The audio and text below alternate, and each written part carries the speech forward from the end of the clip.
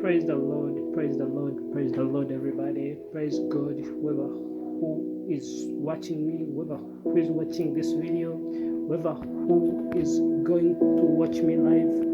Once again, my name is Apostle Julius Masete, and I'm from Uganda.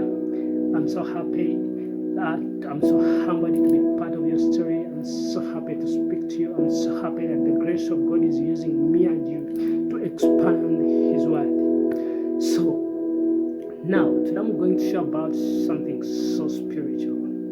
And if you do, your life will never be the same again.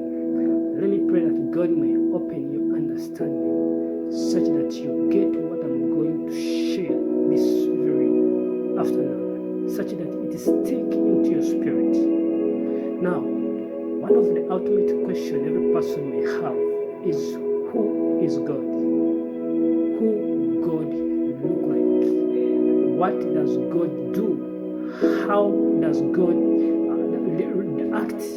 Is God like any person in the world? Does He have a flesh or not? Let me tell you something so spiritual. We are going to share from the book of Malachi 3:6. The Bible says, "For I am the Lord, I do not change."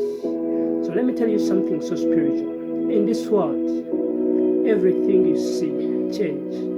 The governments change when the nations become independent and when new leaders replaces the old ones.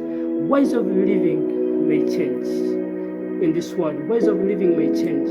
Ways of life may change. Money may vanish. But the Bible says God does not change. The Bible says that His word stands forever. The very God we are worshiping, the very God we are believing, is the same God who our ancestors, the same God which our ancestors believed a long time ago. Is the very God. When you read in the book of